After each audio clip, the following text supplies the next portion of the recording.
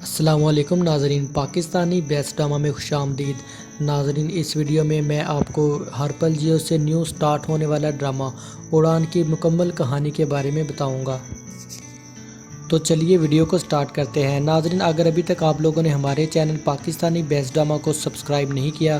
تو فوراً سے چینل کو سبسکرائب کر کے ساتھ والے بیل آئیکن بٹن کو پریس کر لیجئے تاکہ ہماری نیو آنے والی ویڈیو کی نوٹیفیکیشن بآسانی آپ کو مل سکے۔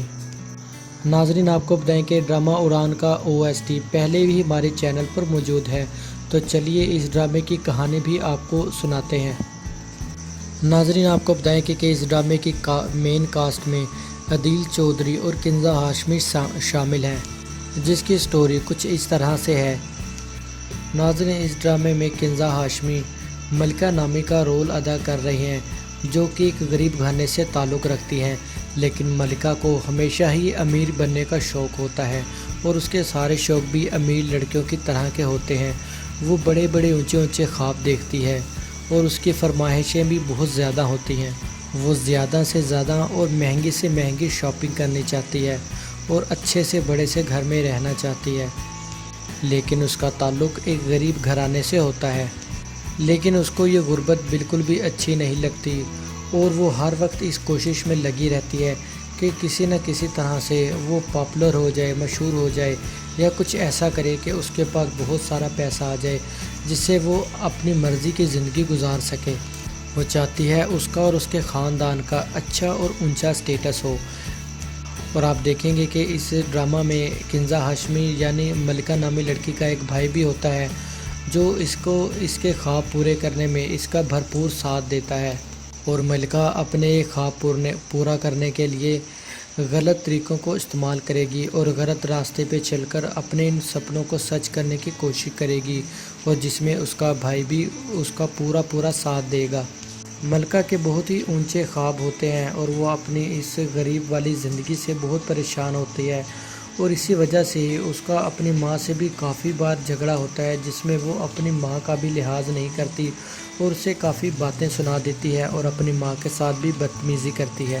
اور وہ اپنی ماں سے باتیں کرتی ہوئی کہتی ہے کہ اس گھر میں مجھے ملا ہی کیا ہے، 2 وقت کی روٹی، نہ ہی اچھی شاپنگ، نہ ہی اچھا گھر، اور نہ ہی میری ضرورتیں پوری ہو چکی ہیں۔ وہ اس طرح سے اپنی ماں کو باتیں سناتی رہتی ہے اور کہتی ہے کہ اب میں جو کچھ کرنے جا رہی ہوں اپنے لیے، تو آپ لوگ مجھے اس سے بھی روک رہے ہو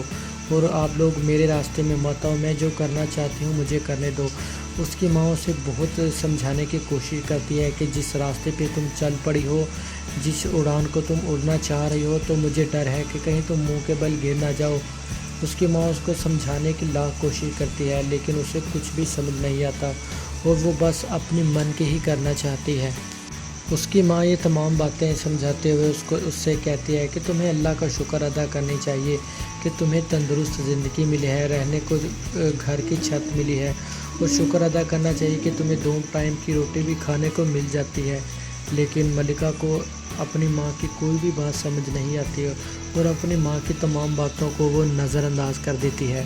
لیکن اسے تو بس دولت اور شہرت چاہیے ہوتی ہے۔ اور دوسری بات، اسے اپنی خوبصورتی پر بھی بہت ناز ہوتا ہے۔ وہ ہر کسی کو اپنے سے نیچا سمجھتی ہے اور اپنے سے کمتر سمجھتی ہے۔